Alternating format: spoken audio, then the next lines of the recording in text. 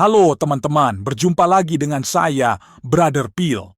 Kali ini kita akan menyaksikan penjelasan bagaimana dilema yang terjadi pada teologi Islam yang meyakini Yesus tidak disalib.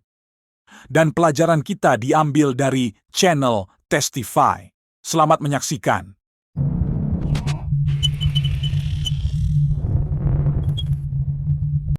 Halo teman-teman Brother Phil, hari ini kita akan menyelami sebuah topik yang menjadi titik perbedaan paling mendasar antara kekristenan dan Islam.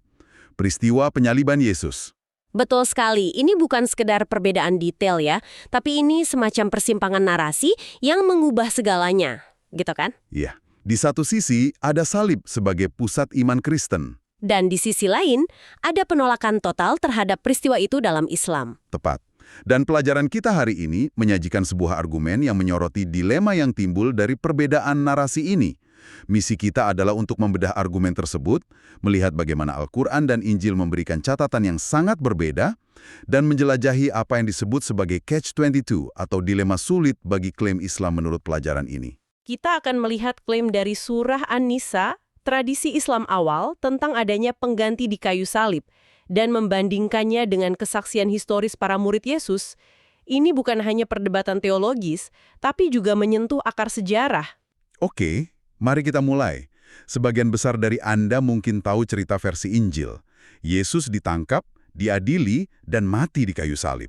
Tapi pelajaran kita menyoroti bahwa Al-Quran menceritakan kisah yang sama sekali berbeda. Tepat, dalam surah An-Nisa ayat 157 dinyatakan dengan jelas, padahal mereka tidak membunuhnya dan tidak pula menyalibnya, tetapi yang mereka bunuh ialah orang yang diserupakan dengan Isa bagi mereka. Jadi menurut Al-Quran, Yesus tidak benar-benar disalib. Seseorang yang dibuat mirip dengannya yang menjalaninya. Jadi jika bukan Yesus, lalu siapa? Ini membawa kita ke teori penggantian. Benar, dan teori ini bukan interpretasi modern loh. Oh, bukan ya? Bukan. Pelajaran kita ini menekankan kalau gagasan ini sudah ada sejak masa-masa awal Islam. Disinilah bagian yang sangat menarik. Pelajaran kita merujuk pada tafsiran Islam tradisional dari para ulama awal, seperti Ibnu Abbas, seorang sahabat Nabi Muhammad. Menurut salah satu riwayat yang dikutip, sesaat sebelum diangkat ke surga, Yesus berkumpul dengan 12 muridnya. Ia berkata bahwa salah satu dari mereka akan menyangkalnya, lalu ia bertanya, "Siapa di antara kalian yang bersedia diubah agar terlihat seperti aku dan dibunuh menggantikanku? Siapapun yang bersedia akan bersamaku di surga." Dan ada yang maju. Ya, seorang murid muda menawarkan diri 3 kali, dan pada kali ketiga, Yesus menerimanya. Wow. Rupa Yesus kemudian diberikan kepada murid muda itu, sementara Yesus sendiri diangkat ke surga melalui sebuah lubang di atap. Ketika pihak berwenang datang, mereka menemukan pemuda itu dan menyalibkannya, mengira dia adalah Yesus. Oke. Nah, poin krusial dari cerita ini adalah para murid tahu apa yang terjadi. Mereka adalah saksi mata dari rencana penggantian tersebut. Oke, mari kita bedah ini. Jika para murid tahu bahwa itu adalah seorang pengganti, ini memunculkan sebuah teka-teki besar. Betul. Mengapa semua data historis yang tersedia, yang berasal dari para murid itu sendiri, menunjukkan bahwa mereka percaya, memberitakan, bahkan mati karena keyakinan bahwa Yesus sendiri yang disalib dan bangkit? Nah, ini intinya. Pelajaran kita menunjukkan bukti-bukti ini. Pertama, Injil Markus yang secara historis itu dikaitkan dengan Rasul Petrus. Oke. Lalu Injil Yohanes yang dikaitkan dengan murid yang dikasihi yang merupakan saksi mata di kaki salib. Keduanya menceritakan penyaliban Yesus secara detail. Dan tidak ada petunjuk soal pengganti sama sekali. Sama sekali tidak ada. Kemudian, lihat khutbah-khutbah dalam kitab kisah para rasul dan surat-surat dari para rasul seperti Paulus misalnya dalam 1 Korintus 15. Semuanya berpusat pada kematian dan kebangkitan Yesus sebagai inti iman. Jadi, apa artinya semua ini? Menurut argumen dalam pelajaran kita, ada sebuah kontradiksi. Jika para murid yang oleh Al-Quran dianggap sebagai Muslim tahu ada pengganti, mengapa mereka memberitakan sebaliknya? Itu pertanyaannya, apakah mereka ditipu oleh Allah atau oleh Yesus? Atau apakah mereka yang berbohong? Ini jadi rumit sekali. Dan ini membawa kita pada dilema yang lebih dalam lagi, yang oleh pelajaran kita disebut sebagai Catch-22. Benar, ini membawa kita pada dilema yang lebih dalam lagi, yang oleh pelajaran kita disebut sebagai Catch-22. Argumennya begini, Yesus menurut Injil berulang kali menubuatkan kematian dan kebangkitannya.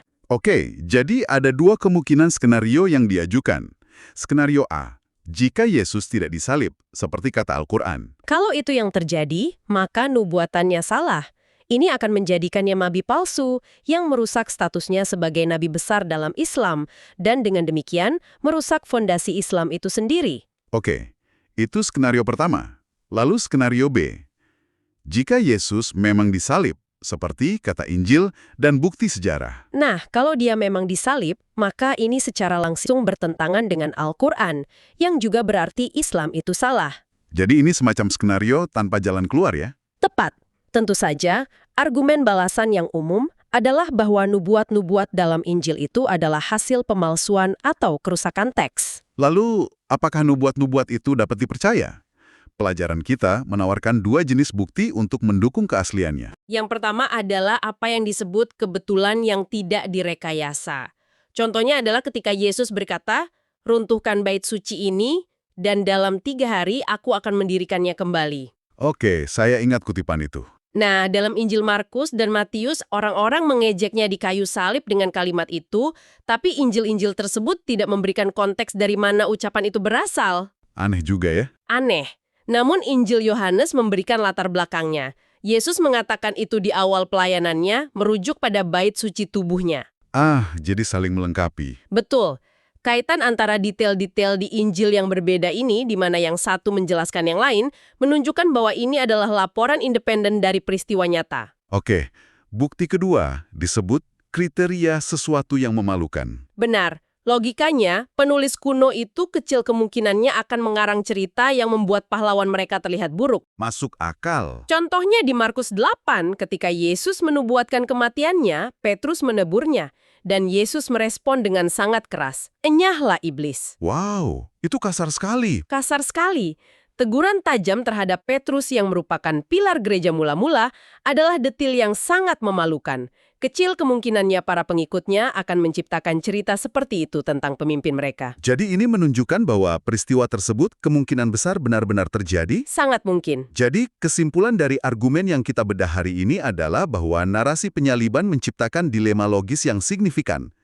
Menurut pelajaran ini, pilihannya adalah entah nubuat Yesus gagal yang menjadikannya nabi palsu, Atau Al-Quran keliru secara historis. ini memunculkan pertanyaan penting untuk Anda sebagai pendengar.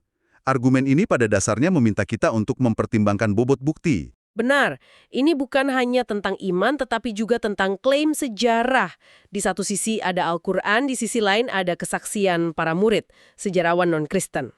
Sebagai pemikiran penutup untuk Anda renungkan, mengingat argumen yang disajikan, bagaimana Anda menimbang bobot bukti sejarah seperti kesaksian para murid yang rela mati untuk keyakinan mereka dan detail-detail yang saling melengkapi dalam catatan Injil dibandingkan dengan pernyataan wahyu dalam sebuah kitab suci yang datang 600 tahun setelah peristiwa itu terjadi?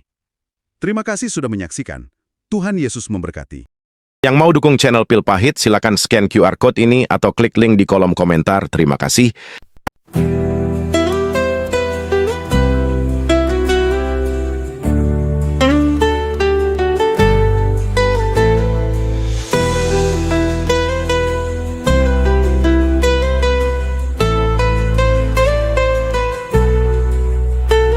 Kasihani aku Tuhan menurut kasih setiamu, bergumul aku dengan dosa, hapus pelanggaranku menurut rahmat-Mu. Terhadap Engkau sajalah aku telah berdosa, ya Tuhan, bukalah bibirku supaya mulutku memberitakan puji-pujian kepadamu.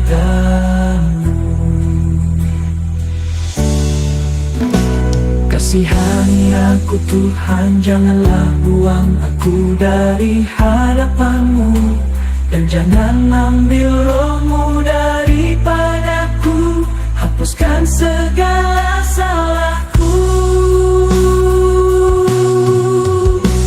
Aku telah berdosa, ya Tuhan, bukalah bibirku supaya mulutku memberitakan puji-pujian kepadamu.